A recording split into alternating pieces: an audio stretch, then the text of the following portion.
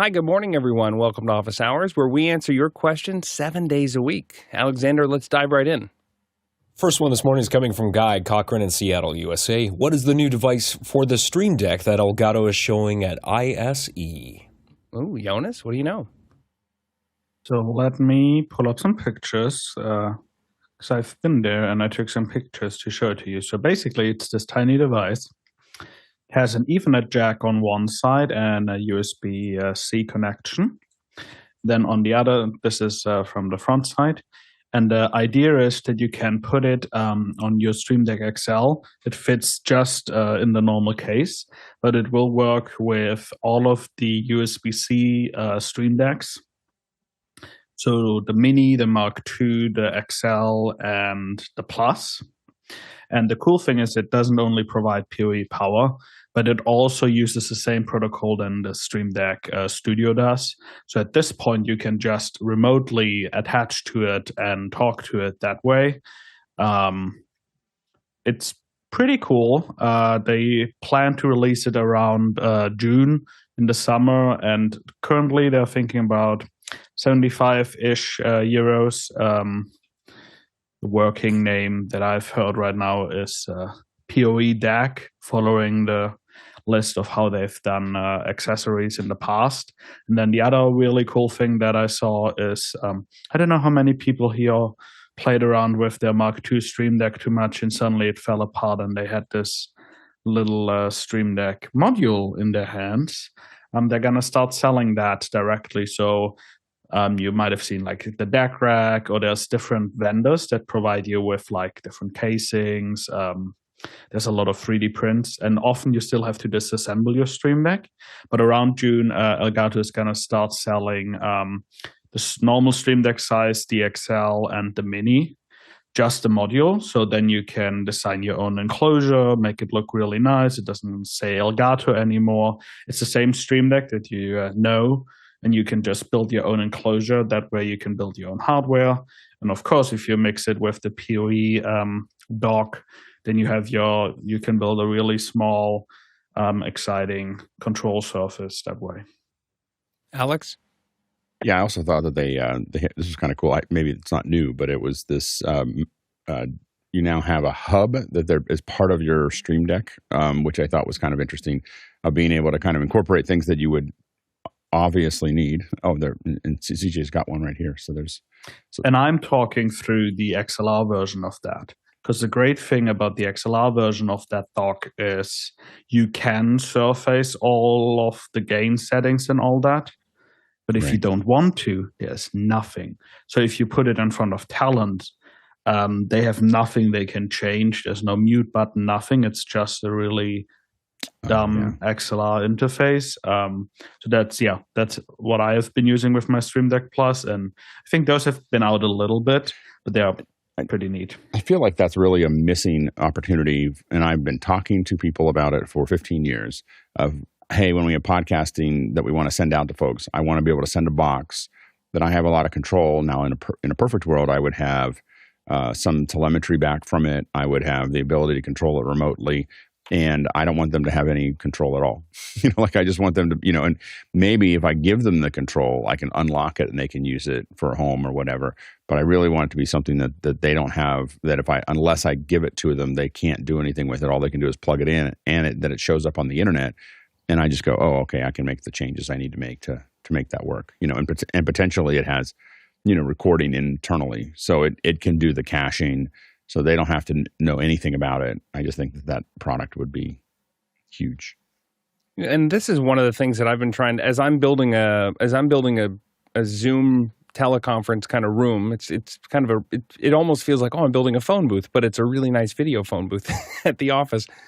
I've got an ATEM sitting there, and it scares normal people. Like they're like, what is this? There's too many buttons.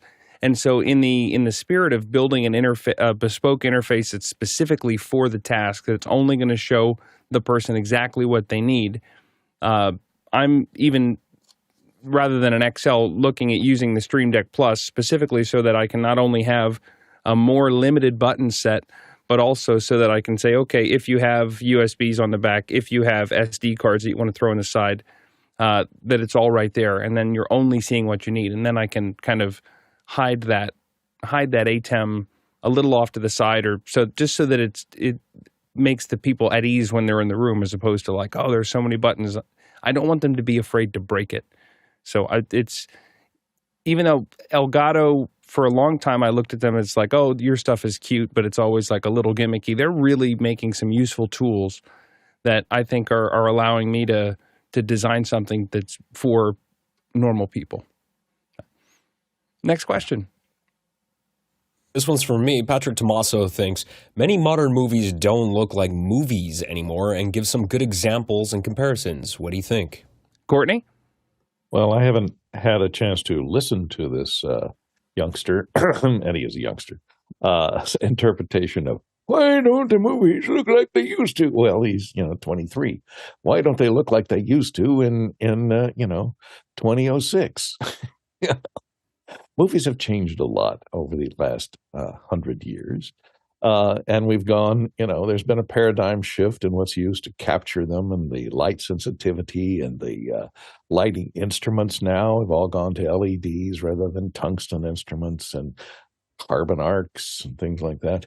In the black and white era, they used the great cinematographers, Greg Toland, used to use to set up foreground and background contrast. You do it with lighting.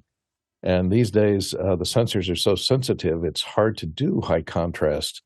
I think it's a little harder to do high contrast lighting, because you have to work, with such stop down at such levels, then it changes your bokeh, and there's all kinds of problems with the super sensitive sensors that we have these days. And just because everything can be lit up at once easily, you can shoot at a fairly low light level. You don't have to pump a lot of light into a set these days. It has much lower contrast.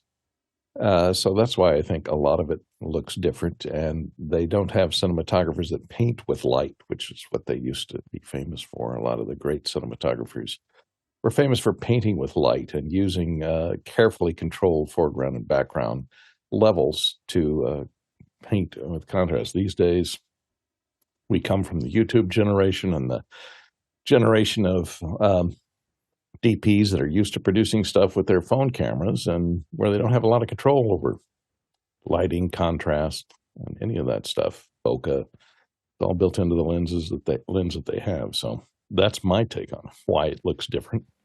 Alex? Post-production has changed considerably.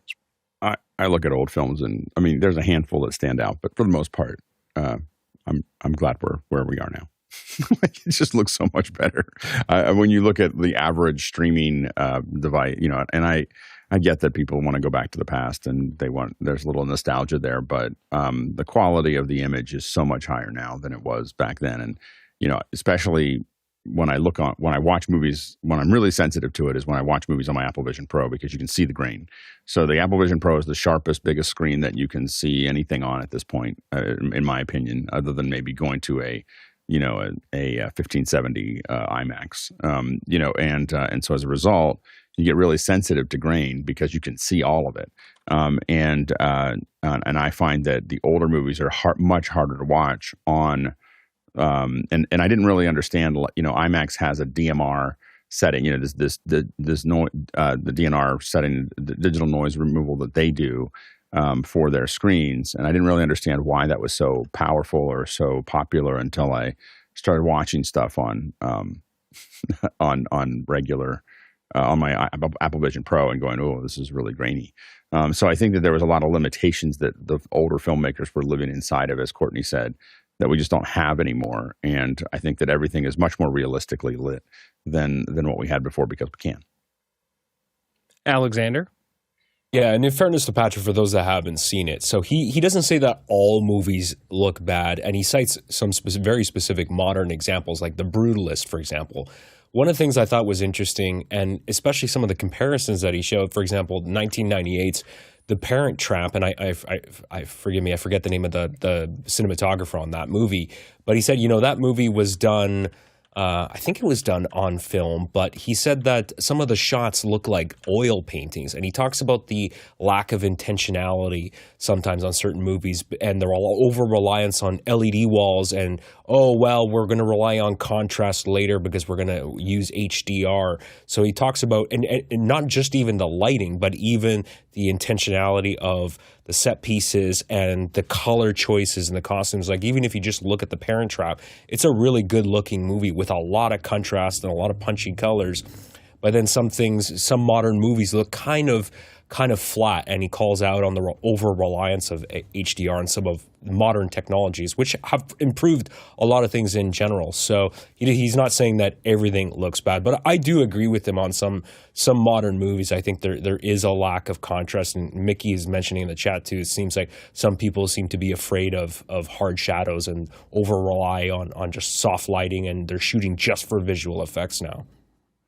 If you're in Napa and you go up to you're in that almost into the Rutherford region there, where you have Opus and all those are up. Staglin Wineries is the winery that is the vineyard set that was used for The Parent Trap. So they have the actual house there and the vineyard, and you can run around if you're interested. They have a big poster in the lobby. Go ahead, Courtney. Well, also styles change even using the same technology. I mean, there was a period of time, all during the film years. Oh, remember during my film years, where it went from, the noir look. Then we did a period of time in the 60s. There was the pre-flash, the film, The Long Goodbye. Those Altman films would pre-flash the stock and give you a really low contrast look, desaturated colors. Then, of course, there was the universal flamethrower lighting look that was all episodic television was all lit with hard tungsten lights on sound stages. And, there was a hard key light. There was lighting everything to 250-foot candles. And the backgrounds were lit and then cut with cutters to keep the mic shadows out of the frame. And it had a specific look to it. And then later, as film stocks got faster and the ability to use less light rather than to expose that ECO, that stuff that had like 128 exposure index, we got up to 500 IEs. So film could capture with a much lower light, and lighting became a little more realistic, and you didn't have to throw as much light and use as many lights to light, and that developed a whole different look. And so, it has evolved. The looks have evolved over the years with the technology changing in film, and then the transition to digital changed all that, and then the transition to LED lighting changed all that once again. So it's gone through many different phases of looks based on changes in technology and just what people seem to like during that era. Those 60 films have that low-con look to them that you don't have in the 40s films, and you don't have in the in the 2010s films. Alex? Yeah, and if you want to see if you want to see a film that is shot where almost every frame looks like a painting, look at Delicious. If you haven't seen it, it's in French, so you have to. It's a French film, but if some of these shots, if you look at it here, it's probably in the last decade. It's probably my most favorite movie to watch and to listen to. If you're watching, it just feels like every shot is a painting. And I would highly recommend it. So if you want to go back to the old days of everything look that way, look out for Delicious. It probably snuck by you when you weren't looking because it wasn't a big release, but definitely worth checking out. Your questions and votes drive the show, so don't forget you can use Makana, where you can chat, ask questions, vote on the questions. If you don't have access, you can sign up at officehours.global/join, and then you'll get an email that has links on how to get into Makana, how to get into Discord. You'll be on the inside track. Next question. Chuck Hodges in Tuolumne, California from the QR code's asking, we weren't asking how to get HD in Zoom, so other than price, what's the difference between using an Echo Show or the old Meta Portal or the Dten, all with the HD bumps versus an iPad for Zoom? Go ahead, Alex. Again, I think that they're fixing, or they fixed the iPad, that we only get 720p. I'm not 100% sure of that. But all things, yeah, so you can now get 1080p from the iPad. If you're using a newer iPad, the camera on the newer iPad is somewhere between 5 and 10 times better than the Echo Show or Dten. Like it's just, they're not, if you're looking at a new iPad Pro, that camera has 1,000 engineers working on it from a company that is not constrained by money. Echo Show and the Portal and the D10 can't compete with that. It looks dramatically better. Jonas? One quick note on the iPad, you can also install Zoom Rooms, which sounds super counterintuitive, but you can install Zoom Rooms on the iPad, and then it becomes much more of an appliance, and then you have more feeling like you would have with the Echo Show or those type of devices. Their firmware is a lot more customized, so it takes a lot longer for new versions of the app to get released to those. So I would check out the Zoom app on the iPod or the Zoom Rooms app. That way you can control it from your laptop still, use a Zoom Rooms controller for that, and have it behave like an appliance. And I know we've got friends and family all over the country and frequently find ourselves, if we're going to do a virtual happy hour or a hangout or something like that, I'll put an M4 iPad onto one of those hover tower stands, which is just it just holds it at eye level or up to 5 or 6 feet. When you give a modern iPad a lot of light, it looks really good. And even with the center stage where it's doing this, I'm going to zoom in on this person and zoom in on that person. When it first came out, it was super aggressive. Now it's a lot more subtle, and it's one of those instances where the technology just gets out of the way, and you're having the conversation, and you're not thinking about, oh, is the lighting right? Oh, is the camera right? It's one of those, more rare nowadays. It just works situations. So I'm with Alex and Jonas on this one. There's the new iPads do a really good job. Next question. Douglas Carmichael's asking, NASA is going to have a Q&A with ISS astronauts streamed on Twitch. Being a gaming-first platform, wouldn't you think it would attract a less mature audience than other streaming platforms like YouTube? Jonas? Possibly, but it also is an audience that is accustomed to those type of streams where you have a lot of interaction. It is a culture for itself. But like if you're trying to appease to the youth, and not only the youth, let's say people under 30, then you probably have that as a good platform. You can do deals with Twitch where like you get brought up to the front page, and there's a lot of activations that you can do that way. And then the people that are on Twitch really love the chat experience. And more formats are not only gaming, but also in a category called just chatting, where you don't play a game, you're just chatting with your chat, and maybe you get a more mature audience on YouTube, but it's probably also harder to pay for reach on YouTube. And if you want to reach that audience, like the gamer audience, you need a bunch of people that are really great at like computers, controlling things with a joystick, things like that. We have seen multiple US organizations go to Twitch for that kind of audience. Like the military also has been streaming there for their recruiting efforts. So I would see it as a recruiting effort probably to get the NASA more into the minds of the youth. And if you look at how like YouTube channels like Everyday Astronaut are getting a lot of views for their live streams, I think it's very clever from NASA to do more activations and get more seen, because ultimately the more there is a public interest, the easier it is to also for them to get more funding. Alex? Yeah, NASA definitely focuses on a younger generation pretty often. I've done 3 connections with the space station myself, and 2 out of the 3 were aimed at school kids. So doing Q&A with the astronauts and so on and so forth. So it is definitely a focus of what is the next generation and how do you inspire them. Courtney? Yeah, kids, as was said, kids are always interested in space. Also, Twitch, although it started as a live gaming streaming channel, they're trying to go after some of the YouTube live streams. You can see here that they have these categories that you can go to for sports, chess, art, music, talk shows. So they're trying to extend their coverage to beyond just gaming. If you scroll down through their content, you can see that most of their live channels here are people playing games. So that's their major content. But these days they're getting more interested in branching out and trying to attract their streaming viewers to other categories so that they can compete a little bit with YouTube and the other commercial carrying streaming services. And go ahead, Alex.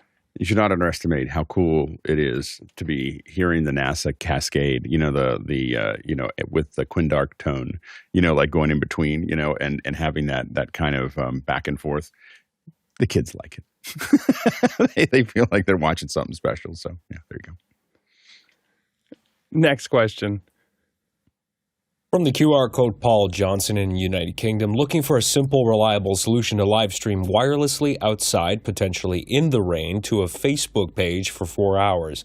Any iPhone or cheaper methods on how this could be done? This would be broadcast over a 4G mobile network. Jonas. You started really good. You said simple, reliable, and then there was suddenly cheap. And this is kind of one of those situations where you can pick two. That being said, if you are really looking for a budget option, I would look at Larry's Broadcaster. They do SRT and 60 live streaming. Probably you won't have the budget to do multiple connections, bonding like that. If you have, and for example, you're in a venue where you can pick up like a Wi-Fi, or you have a second phone that could serve as a hotspot, Speedify, a lot of people have had pretty good success with that. There's also people that don't have such good success, but I haven't heard of any big issues lately. So that could be an option because it would allow you to bond those two connections together. And I would just make sure that you use a protocol that is able to sustain with I like to say bad weather internet. And in this case, it has nothing to do with the rain and more with the unreliability of LTE. One thing to keep in mind is depending on how many people there are going to be, that you might get deprioritized, and when there's a lot of signal around you, you might get less. I would also try to stream in H.265. If you can get a 1.5 Mbit H.265 feed out to Facebook, that probably is good enough. That being said, streaming to Facebook, I don't think you can do SRT or 60 directly.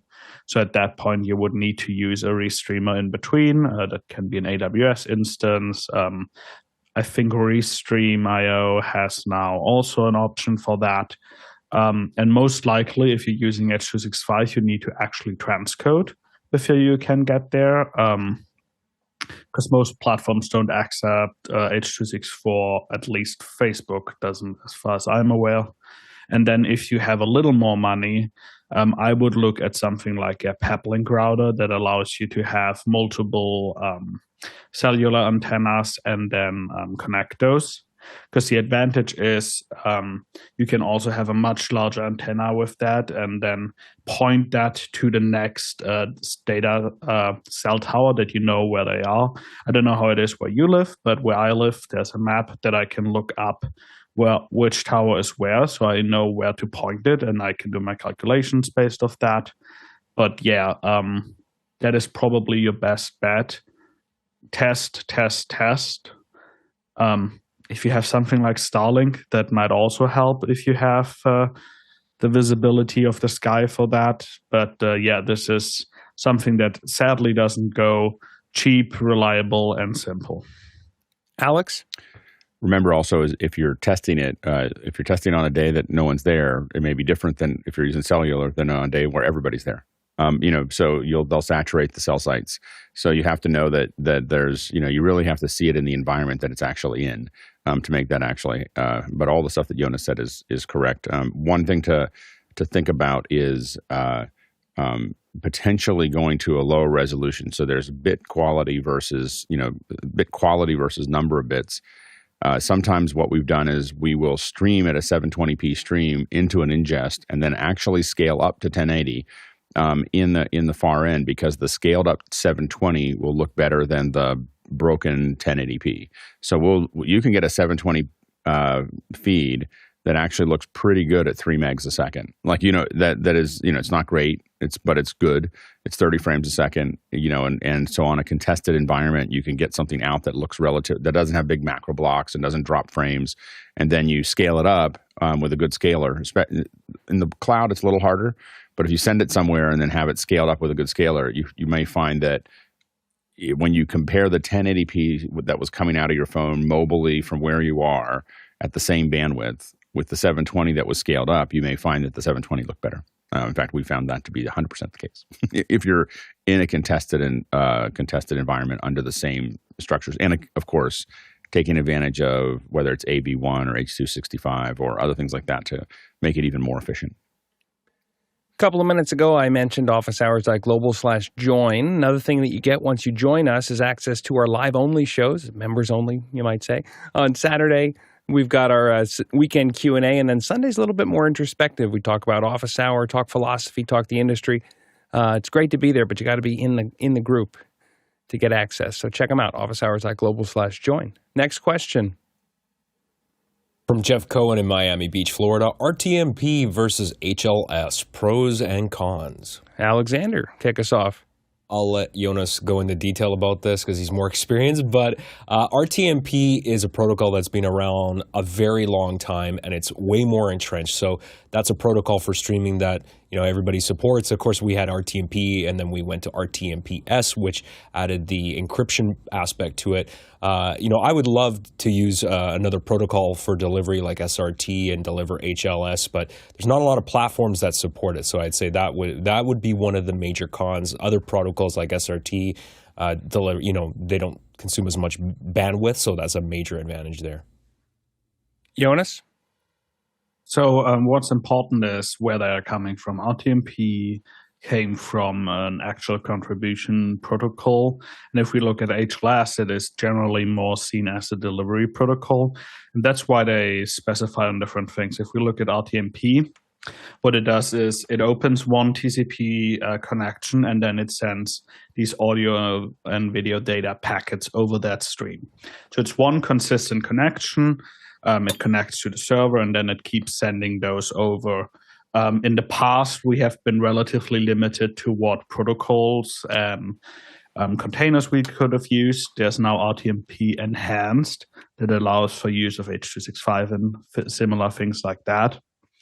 On the other hand, if we look at HLS, that is HTTP based and is file based. So what it does is you have all these audio and video data chunks. Most of the time they're longer. They are often called a segment. So if you are trying to be low latency, you can try to do like 3 seconds. Most of the time I see around 6 seconds or longer. And what that means is your browser basically goes to the server and says, hey, is there a new segment? And then it downloads that small file, attaches it at the end of what it's currently playing. The other way around, this works by the platform. You either upload the small segments to the platform, or the other way around, you present them as a HTTP web server and the platform pulls it from you.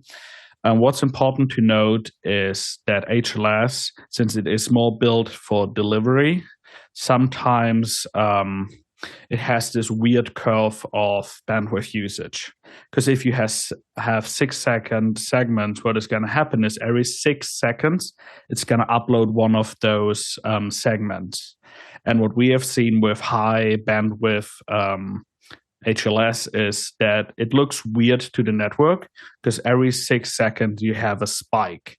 With RTMP, it's sometimes for network engineers is easier to deal with that because you have one consistent stream of data versus spikes every X amount of seconds. That being said, HLS is a lot more flexible in container and actual codecs that you could use. And bandwidth-wise, those two don't really differentiate too much because neither of those have buffers.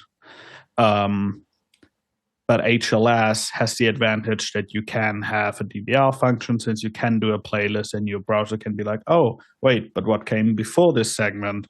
And then can shuttle around. That is something that RTMP can't do. Alex? Yeah.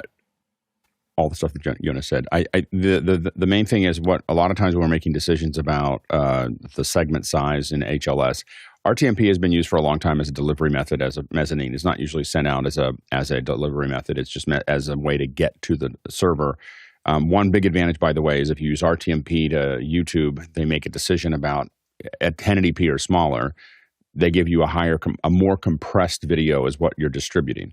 If you do SRT or HLS to YouTube, they decide that you are more discerning, and they will give you a higher quality stream. So all of your video will look better if you just go to HLS for delivery. It is a little quirky the way the HLS works especially if you're using something like AWS, the Media Live. You need to know that there's two different standards of how that HLS is described, and YouTube uses one standard, and YouTube would argue that Elemental is not using the other standard. It's not using a standard for it, so you have to kind of know what you have to change there to make that work. That said, so with HLS, we have the ability to do shorter segments, longer segments. The shorter segments means we can adapt faster. So if your bandwidth changes, what happens with HLS a lot of times is we're sending 6, 8, 10 different streams at different resolutions, and they're all in, let's say, 2-second or 6-second segments. At any given 2-second or 6-second, depending on the size of that segment, we can shift up and down. So the faster we have, the shorter the segments, the faster you'll see it scale up. Because a lot of times when you go to an HLS, first couple frames look really bad. If you've ever jumped to YouTube or whatever for the first time since you restarted it, first couple frames look bad, and then you'll see it quickly scale up to whatever your bandwidth is, because it's looking at how fast you bring those segments down, and then it shifts up based on what it sees there. So if you have long segments, it takes longer for it to do that. It might take 30 seconds for a long segment to get all the way up, where a short segment might take 10 seconds or 5 seconds to get up there. The disadvantage is that having short segments means there's a lot more particles floating around in the CDN. And if you have a lot of people watching, if you have 1,000 people watching, it's not a big deal. But if you have 2 million people watching, it can put a lot of pressure on the edge. So all the edge servers that are putting those things out. So a lot of times for very large streams, you'll see them move to larger segments, because it puts less pressure on the CDN and on the edge network. So those are the things. But you have all that control with HLS in a way that you don't necessarily have it with RTMP. And when we're streaming HLS for a real show to Akamai or something like that, one of the big things is that we are controlling what you see. We are creating the HLS stack and delivering it. When you do RTMP to YouTube, you're handing it off to them, and then they're building the HLS stack and sending it out to everybody. You can ask questions 24/7 at askofficehours.global. That's fast, easy. There's nothing to sign up for, nothing to log into. All you got to do is give us your name, give us your question, and we'll work it in over the next couple shows. That's askofficehours.global. Next question. From the QR code, Tony R. in McLean, Virginia. Hi, crew. I would like to use a QR code throughout an event floor or on projected screens to allow our audiences to submit any questions, comments they may have at any given time. Is there an industry standard QR generator service that you recommend? Go ahead, Courtney. Well, I can't recommend an industry standard. I'll leave that for Alex, because he probably knows a lot more about them. But I'll tell you what I use. Just for my own personal use is there's one that's built into Chrome browser. If you click on the hamburger menu, you go down to cast and share, and then go down to the bottom. It says create QR code. It'll pop up a QR code of whatever's in the URL here, or you can type whatever you want to down in this box, or paste whatever you want to. This is new text. And it will change that QR code to be whatever is entered in the little box down here.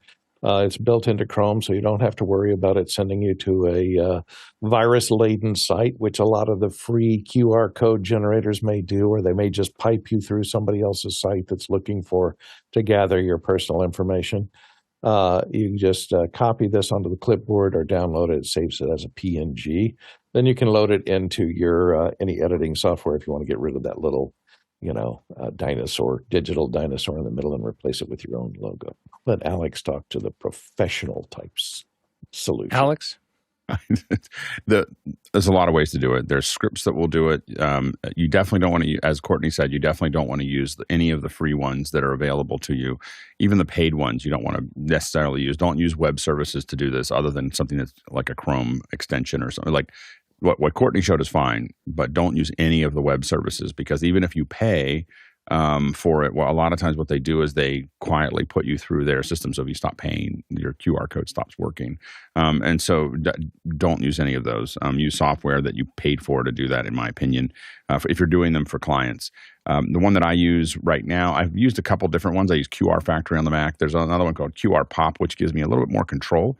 So here you can see CJ's got that QR Factory up there. This one is QR Pop, and QR Pop gives me, you'll see that this is the basic structure. So there's a couple things that it has to have. It has to have these 4 eyes that orients it.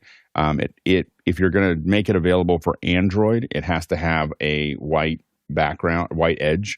A lot of Android phones will have trouble if they don't see a white edge on it. The iPhone chews right through that, but the Android phones have a trouble without a dead edge that's going around it. Then after that, you can have, it just depends on what all it's looking for is the core. Now you can increase the reliability. So you're copying it right now that's set to low. If you set it to high, different portions of this will actually work. But you can also go in and start to change so if we want this to look, there's lots of different ways that you can, and we have a lot of, clients that would prefer us to use something that looks a little cooler. All of these work in general. As you move away, this one works pretty well. As you move away from anything normal, different phones will have different success rates. iPhones in the last 5 generations of iPhones will read almost anything you give them, but Android phones are up and down depending on what you're what you're doing. If you get more creative, more of them will have trouble. You can also change what the eyes look like here. So this is another place where you can have some fun with it. So these are the kind of things, and of course you can change the colors and everything else that are there. So there's a lot of ways that people like to get a little creative. Just know that as you get creative, less Android phones will be able to read it. So we also often put short URLs underneath it so that they can type it in. So we build our own short URLs. We don't use shorteners. We pay for the URLs and put them up there so that we have control of them, and they use them as a redirect. It's $8. like when we're doing this for a client, it's $8 or $30 or whatever it is. It's a small number, and we just buy the URL for them, use it for the event, and it looks really nice. Like for this one here, we have askofficehours.global. We built that URL. It's only used for one thing, asking questions. So that's how we kind of produce that. Another thing that I really like about the QR Factory that's been recommended on here is when you put your image in the center, you can very easily scale it. You can play with the thickness of it. You can also, at any time when you have a QR code up, you can see the raw code that's behind the QR code. So that's kind of something of a validation of what you're actually sending out. For a lot of people, it also exposes all of the things that a QR code can be natively. Like when people, like I have a guest Wi-Fi network at my house, and when I know that we're going to have guests over, I print out a couple of these Wi-Fi QR codes that will fill out the SSID and the password for the network, and it takes that whole, hey, what's the Wi-Fi? Can I get on it? It's a nice little touch, and the ability to also come in here and round the corners of these round the corners of the pixels can make, you don't want to go overboard because that can affect readability on some phones, but having them be aesthetically pleasing is it's a little thing, sets you apart. Go ahead, Alex. By the way, there is a YouTube channel or YouTube video. I built a QR code with my bare hands to see how it works from Veritasium. If you're interested in QR codes, it is required viewing. Like it breaks it down. It interviews the person who created the QR codes in Japan. It is a complete breakdown of how QR codes work. So Veritasium, which is one of the best channels on YouTube, I built a QR code with my bare hands to see how it works. That's the video you're looking for. Mickey McAture gives you a plus 1,000 on Veritasium. I think Mickey's the one that sent me the link to the video. So yeah. Veritasium is it's a knowledge builder site. It makes you smarter. Also in the chat, Danny Grizzle says he's been generating QR codes in Adobe InDesign, And then also Jeff Cohen does it in Apple Shortcuts, and Jeff Simmons, who's got a laser engraver, is using it Lightburn. So I've seen that where they put it in wood. It's really nice. Next question. From the QR code, Jimmy Carr in Spain, would a single 5G cellular router be sufficient to ensure connectivity for a live stream, or would it be wiser to always have a secondary line? The venue only offers shared Wi-Fi connection, and we are trying to balance cost and reliability. Jonas? I would say it's always worth it to have a second one. Couple things to keep in mind is that if you only have one, you have a hard failover if you need to go to something else. So that's why I always like to use two, because at that point you're already bonding. If one of them goes down, it is fine. Cost-wise, you will have to spend more on the router that you get, but at the same time, since you then only send half the data to both SIM cards, the cost doesn't explode super high. And just because I know that this is always a question, I'm going to walk you real quick through the routers that I would buy for that. The Max Transit Duo Pro is probably the one that I have used the most in production. Around $1,000, can have up to 4 SIM cards. 2 of them can be active at a time. And the cool thing is you can now push your own eSIMs to it. And Peplink also has some pretty affordable pricing for that. Then there's the B1 Mini. That's a singular cell. And then there's the B1. Those are more home routers. But I have seen them be put into racks as well. One thing to note also with 5G is that we have found that sometimes 5G is less reliable than 4G. It depends on what variant of 5G you're using. If it's like millimeter nanowave and what frequency and all of that. So often we still use 4G, and I've seen 4G be more reliable than 5G.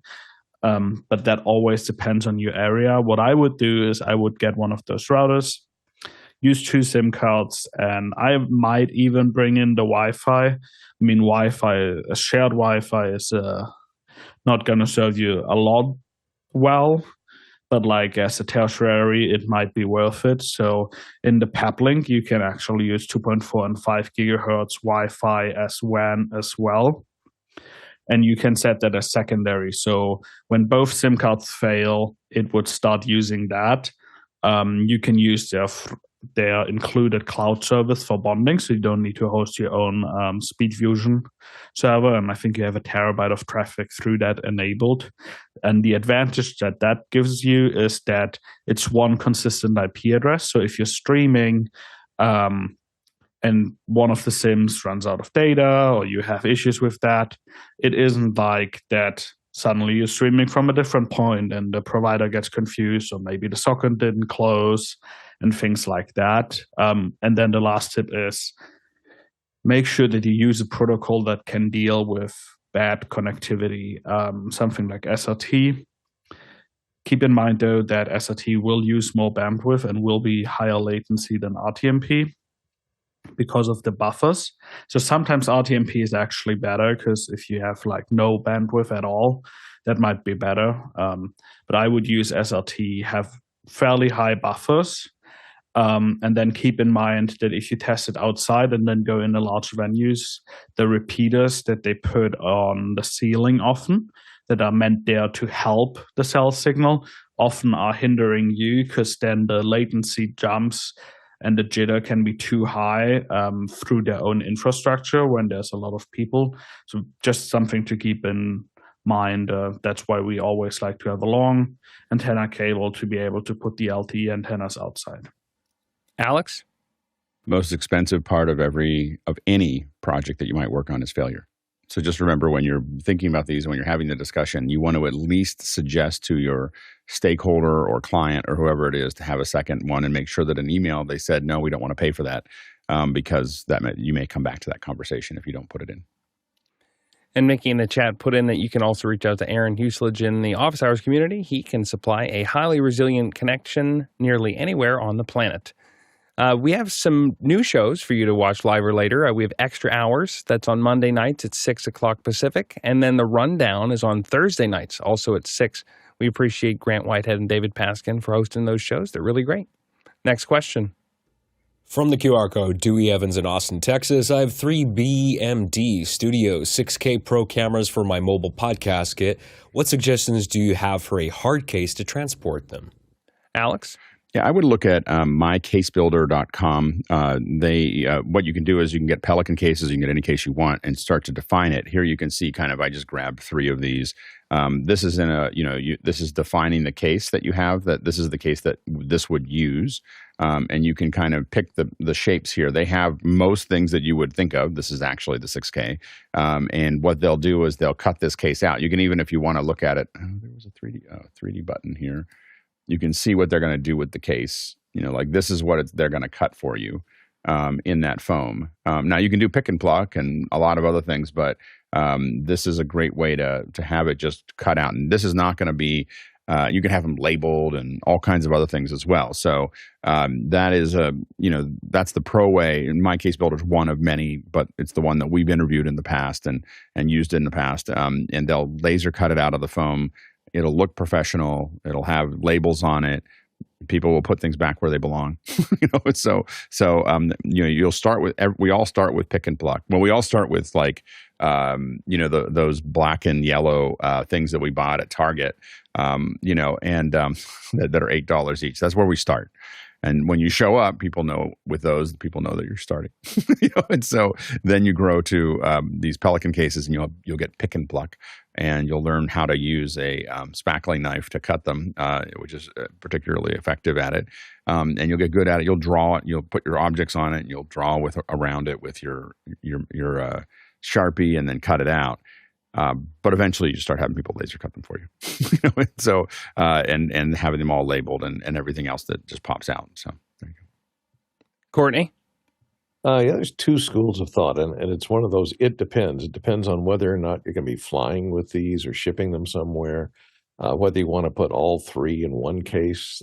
If you're going to be flying with them and you can carry them and carry on, I don't know if you can get all 3. The Studio 6K looks a little bit different than the Pocket 6K. That it's bigger. It's set up for Studio, has the big LCD on the back and a viewer, and it probably comes with a zoom lens like that. So if you got that whole mess that you're going to have to put in a case, you may only be able to fit 1 in a case. And I think that might be a little wiser way to go, is if you can fit 1 each into 1510s as carry-ons, or 3 separate cases. That way, if you ship them or if you send them as baggage, if that 1 camera case gets lost and it has your 3 cameras in it, you're out of business. But if 1 of the 3 gets lost, you still have 2 cameras. You can probably still do your podcast. So you got to think about the logistics in sending it. How are you going to send it? Do you have control over the cases as they're sent? Are you just shipping them by ground? Are they going by air? Are they going as baggage? Are they going as carry-on? And all those make a difference as to the chances of it arriving intact. So I think the Pelicans are good, 1510. They're waterproof. They're pretty robust. They have a lifetime guarantee. So those are all considerations. Custom cases, there's probably some type of warranty on them, but you have to deal with a case manufacturer. And having had a lot of cases built in my time, they never get it right the first time. Alex? I used to take videos. I used to get my seat where I could see the bags coming in and shoot little videos of what they were doing to our bags, because our bags were really easy to see because they're big Pelican cases, and you watch people throw them and watch them fall off. And I would send them to our warehouse guys and going, hey, just a reminder when you're packing it, this is what's going to happen to those bags. And so, but we're getting ready to send some to the UK, and the nice thing about that is we're just getting Rocket to come pick it up. So to Courtney's point, they're going to put it on a pallet, and then we won't have to think about it again. It won't quite have the same throw that we would have if we used baggage. Next question. Another QR code question from Jake R. in Fairfax, Virginia. Hi, Office Hours. Does anyone know of any AI ASL services, real-time animated ASL? Does it exist yet? Thanks all. Alex? We have not seen it successfully deployed yet. We've seen people testing it and playing with it, but nothing that's come out to the surface yet. And the reason is it's hard.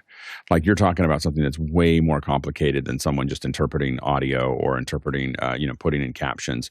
This is a whole body motions and very small things and facial expressions and everything else all change the meaning of what's actually happening there. So it probably is going to be a little time before we see ASL converted to. That's probably a pretty safe position right now. ASL interpreters are, if someone wants ASL, you still need a human being. Probably will for a while. Next question. Chris Fonte in Lexington, South Carolina. I'm a low vision user looking to try a VR headset for productivity. Which one is the best for using as a visual computer monitor these days? Which one is the best for zooming in on content to make it giant? Alex? The one that has the highest resolution is the Apple Vision Pro. It's also the most expensive because it has the highest resolution. So if you can afford it, it is. I have MetaQuest. I have a MetaQuest Pro. I have the Apple Vision Pro. The Apple Vision Pro is significantly sharper when it comes to the interfaces, but it's also significantly more expensive. Yeah, and I'll just underline one of the big initiatives that Apple has always put a lot of resources into is making sure that their products are accessible. I worked with a low vision gentleman that he came to me once and said how voiceover changed his life, and then how all of the little things that they were doing within Mac OS, within iOS, like just opened up a world to him. And like Alex, being a Vision Pro user and hanging out a lot in the forums and hearing people's stories about it, the response that I've seen online has been overwhelmingly positive about the things that they're doing to make that device more useful to more people. So check it out. If you're finding Office Hours valuable, there are a few ways you can help. You can like and subscribe to the channel, of course, but you can also donate at officehours.global/donate. We're a nonprofit. And we're always open to volunteers. So if you're interested in finding out more about volunteering and being part of the Office Hours crew, head over to officehours.global/volunteer. Next question. Chirag Cheetah in Dallas is asking, I used Spacecommz recently with Jonas and John. The audio was so good that Jonas thought we were still talking on Zoom. What audio codecs are they using to get such great audio quality? If only we... Oh, wait. Jonas, he knows. It mostly is Opus, and then there's RAD, which is a redundant audio encoding mechanism that allows us to use more bandwidth, but make sure that it's like really reliable and gets to the other side. And then if you enable the original audio mode, then it's even higher quality, because then we upgrade the amount of bandwidth you can use. We don't use RAD anymore, so it's a little more susceptible to packet loss, but also we do stereo, and we go really high with the quality. But that might not change. We might do more channels, we might do more quality, but at this point we are just doing as much as we can. Next question. This one's for me. Can anyone recommend a nice soft case with small enough compartments where I can store a handful of in-ear monitors? Alex? How big do you want the case to be? Is it like something you want in a small bag, or do you want something that's like a backpack? Just like a small little case so you can fit like a handful. I mean, one thing to look at is, I use for those, it's not so much a soft case, but I use cosmetic bags, metal mesh cosmetic bags that I used to only be able to get at Container Store, but I think you can order them on Amazon now. And they have all different sizes, and they're nice because I used to have a lot. I don't do them as much anymore, but I used to have lots of packs of all those things, and everything would be, my USB-C cables would be in one, and everything else. So it was like bags inside of bags. Another thing, if you're looking for something more general use, I buy a lot of stuff from Tactical 511. So I think that's, they have ammo. It turns out ammo bags have a lot of compartments. Just in case you're wondering, you can put a lot of things in. Although security will look at you and go, that every time you walk through security, they'll be like, that's an ammo bag. And I'm like, yeah, but I don't have any ammo in it. I have pieces of electronics. So anyway, there you go. Jonas? Yeah, I use these document pouches for like literally anything. The nice thing is you can just print labels on them as well, put your sticker on them. They're really cheap to get in like all of the typical sizes from like A1 to A3, A4, A5. And then you can put them in a case. But also, if you are traveling, they pack really nicely in a backpack. And the neat thing is, you can put like, hey, this is this talent, this is this talent. And what you can also do is you put a little tape with the name also on the IEM. So at that point, what you can do if you work with a larger team and you have an assistant, you give them the empty pouches and say, come back with me with all of the things collected. Because what I do, if you then like need to hand out equipment, you keep the pouches and then you have a list of everything that you handed out without needing to do a lot of work to keep inventory. Go ahead, Courtney. You know what I use a lot for, because I have a lot of little computers and stuff that I use for playback. And for years, I just got tons of these Amazon Basics laptop carrying cases. They're cheap. They're 13 or 14 bucks. They're well padded. They have zippered compartments where you can put, you can store, headsets and things in there, power supplies. They look like a laptop case. They have the little, internal padded pocket, of course, where you can put your transmitters. They have the thing that goes over your luggage, so you can slide it over to carry on luggage.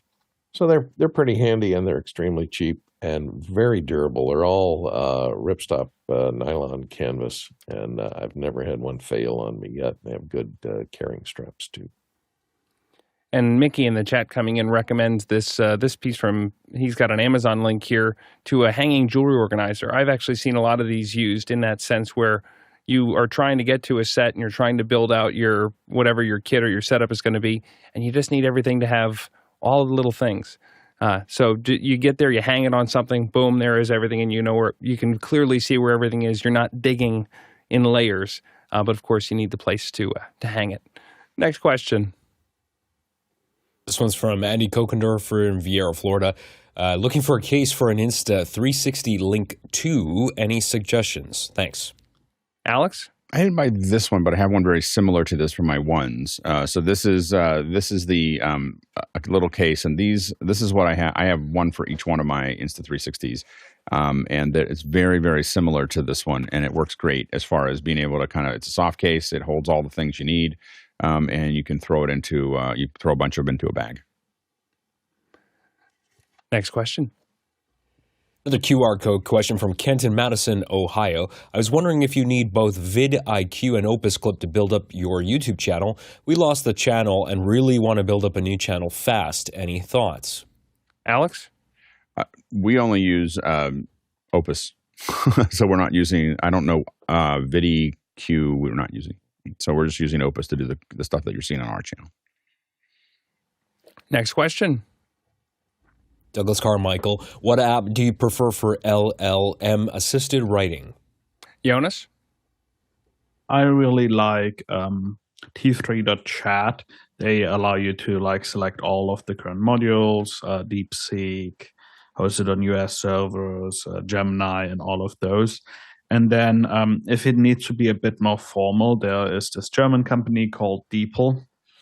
And what's really cool is you can give it an intern. They started with doing translations, but now they also allow you to get some feedback on your writing, and you can set what is the tone, how you want to sound. And the cool thing is you can right click on any word and it helps you replace it. So I really like this to workshop with it. But if I need to get something converted from for example, if you write with a Japanese company, they often have all these formulas that you use and just trying to be nice. It often helps when you put the email in, you write what you wanted to respond, and you say, hey, write it so in the style of them. That's where I then use AI. Alex? I find it really powerful. I use ChatGPT a lot for this. I mean, there's lots of other ones that are more specialized, but I find that I will say, this is what I'm trying to do, build that out. I rewrite almost everything. But what I do find is that it builds a structure for me. And then I find myself trying to find structure, and so once it builds the skeleton, it's easier for me to just replace the text with the things that I want it to say that's a little more specific to what I'm doing. It's super powerful. Courtney? If you're doing research for search-related stuff where you're, doing a little research on a topic and you're bringing up web pages and you want to summarize them, I use the Perplexity plugin for Chrome, and it's quite good, and draws from a variety of different language models to come up with this answer, and it's usually pretty accurate. For doing built-in stuff, since I'm a Windows guy, I use Copilot because it's built into every version of Windows 11 out there, and you just hit a key on the keyboard, it pops up. You ask it a question, and it keeps getting better and better.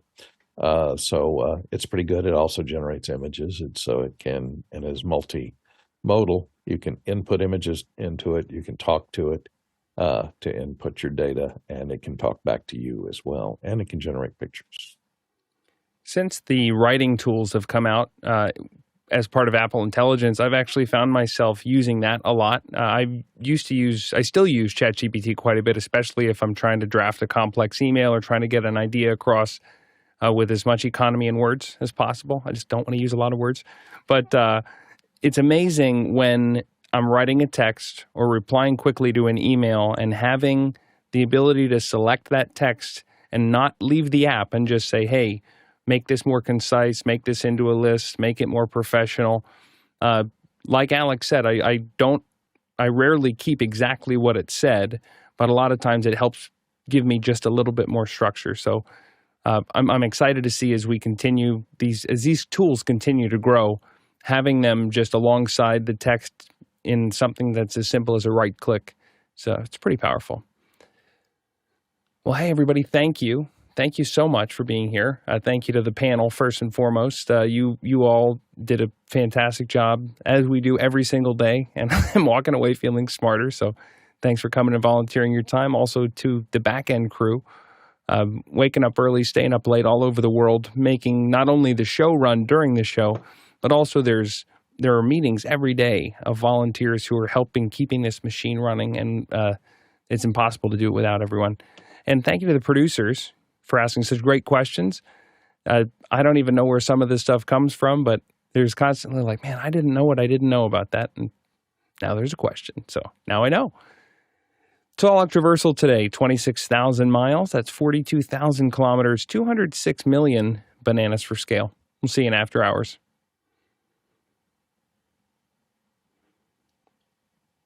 Go birds.